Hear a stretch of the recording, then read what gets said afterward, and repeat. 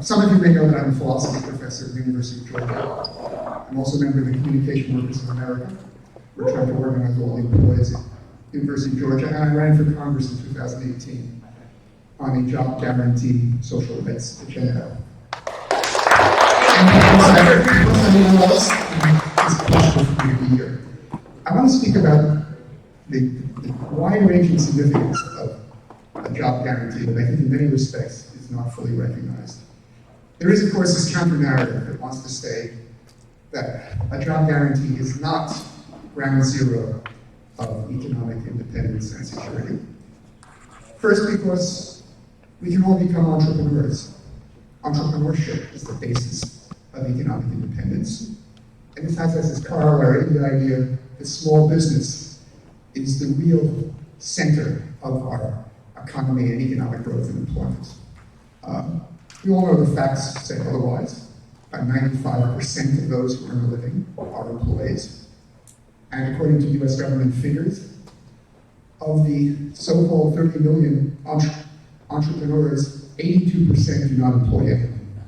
They're actually piece workers selling some good or service, and they're barely making what would be a fair minimum wage.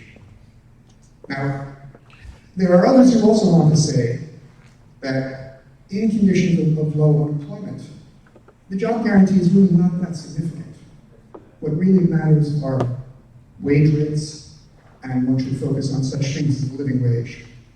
I have a friend who unfortunately recently died, Ron Blackwell. Some of you may know him from the New School. He became the chief economic advisor at the AFL-CIO, and he always felt the labor movement had made a fatal blunder by emphasizing the struggle for a living wage instead of focusing on guaranteed jobs. Because only full employment created by guaranteed jobs allows labor to have a chance to really fight effectively for decent work conditions and pay. Now, obviously, those who are among those elect few who are able to try to make a living as an entrepreneur know full well that if they fail, they're back in the situation of all the rest of us, having to rely on their labor power to make it. And indeed, for those of us who are seeking employment, the job guarantee is transformative. It's transformative for all the young people who can avoid the school-to-prison pipeline by knowing they have a job awaiting them. It can put a halt to mass incarceration, both entering prison and returning to prison. And in all respects, of course, it provides a way for those millions of people who are not just unemployed but underemployed to find full-time employment. And of course, it offers all sorts of options for we to mobilize millions of people to get to work doing the things that our community needs. But on the other hand, it is equally transformative for those of us who have employment, because it provides us with the tightest of all labor markets, allowing us to be as effective as is possible in fighting for better conditions and better pay. It also gives us the courage to stand up for our rights, to fight against discrimination, to fight against sexual harassment, to know that we're not facing destitution.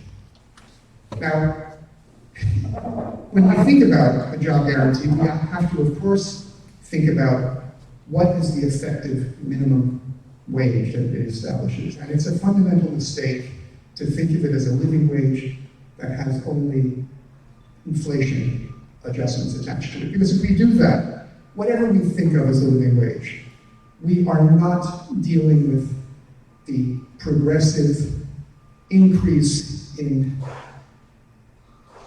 inequality in wages and wealth that has been occurring, as we all know, in the United States and much of the world since the 70s.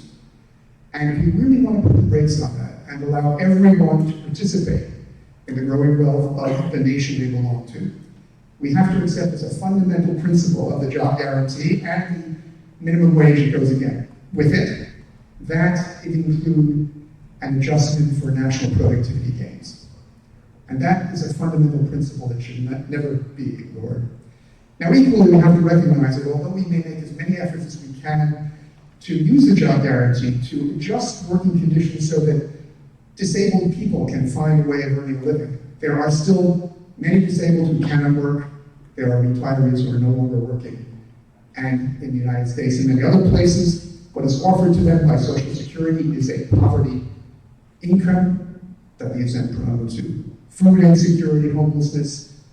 The average is $1,400 a month for retirees in the US, $1,200 a month for the disabled, for Social Security benefits.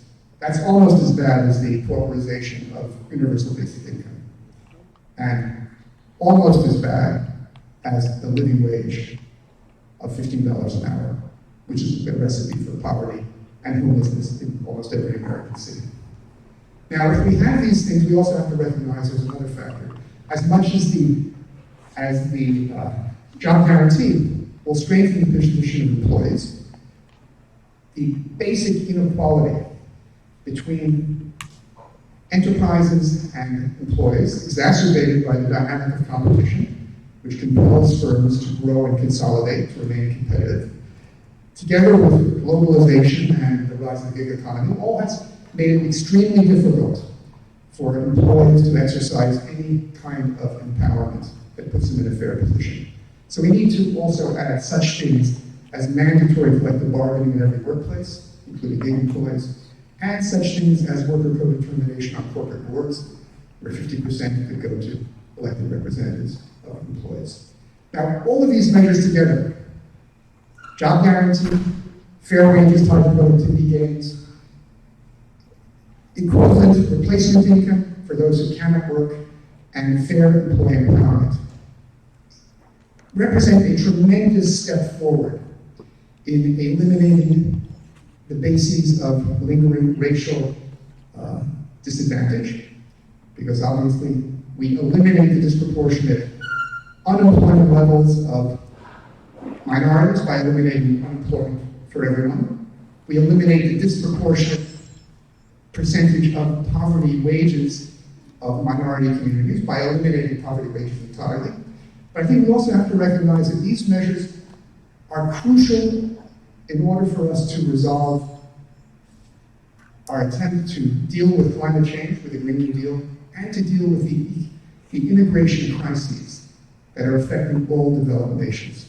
Now, first of all, regarding the Green New Deal, I think it's already been indicated how for the Green New Deal to be both accepted politically and to be administered in a just way, it's crucial that anyone who will lose employment when we shut down the fossil fuel industry should have a guaranteed job awaiting them.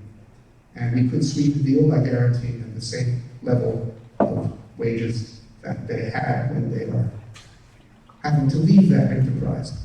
Of course, it also provides an opportunity to marshal all of that labor power to at least take a part of the job of making the transition to renewable energy. But one thing that I think needs to be added is the international significance of the job guarantee for this.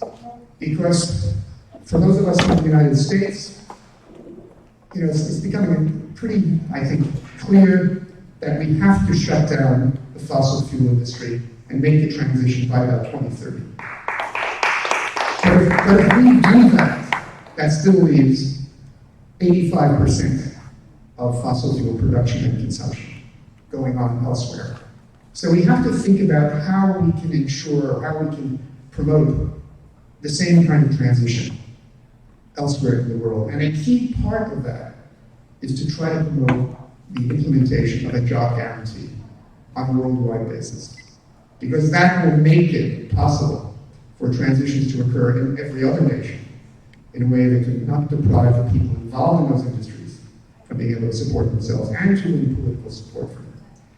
Now, the issue of immigration has also become a very important factor politically. You all know that it is fueling the rise of a fascist movement internationally in all developed nations. And there is this line that one hears repeated in the United States that the undocumented immigrants, all virtually 12 million of them, are doing the jobs that Americans don't want to do. Now, it might be true that maybe everyone in this room does not want to do the jobs that undocumented immigrants are doing, but all those jobs were done by people who were legal residents.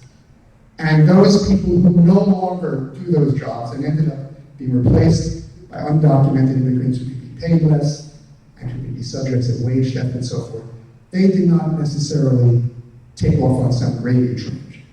And there is a feeling among many people in that predicament